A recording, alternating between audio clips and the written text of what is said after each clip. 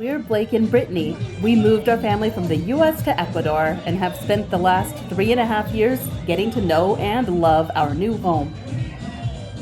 One of the best parts about living in a foreign country is getting to celebrate a whole new set of holidays. Here in Ecuador, one of those holidays is Carnaval. Every year, just before the start of Lent, Ecuador, along with a lot of countries around the world, celebrates Carnaval.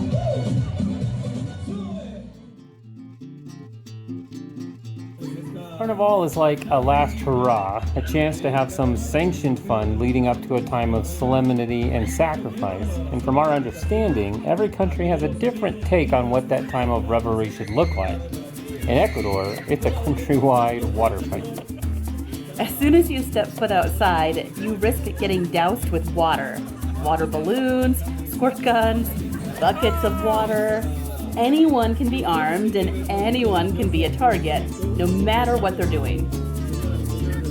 So if you don't like being unexpectedly soaked, and does anybody really, you have to be very strategic about your errands. And it's not just water.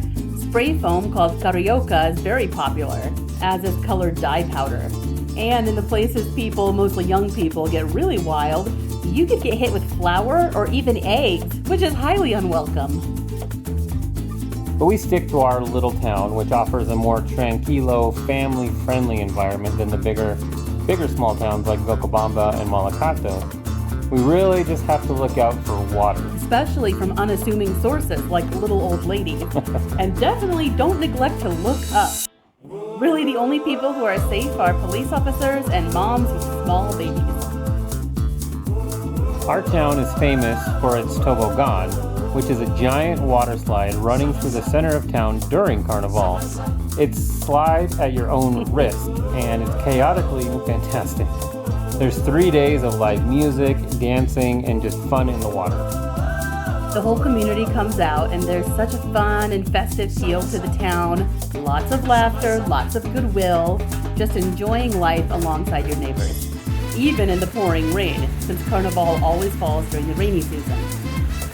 A lot of expats hide away during Carnival, and we totally get that.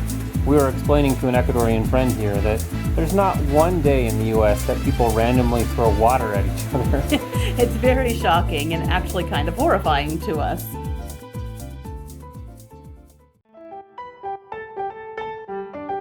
It's so important for foreigners to remember that it's not meant to be mean or rude here. It's all in good fun. And if you're instinctively going to get upset instead of laugh and shake it off, it really is best to hunker down at home.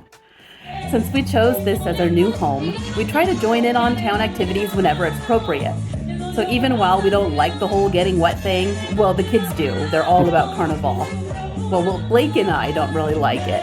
Being shoulder to shoulder with our neighbors makes it 100% worth it, even if those neighbors get us wet. Foreigners don't have to be outsiders.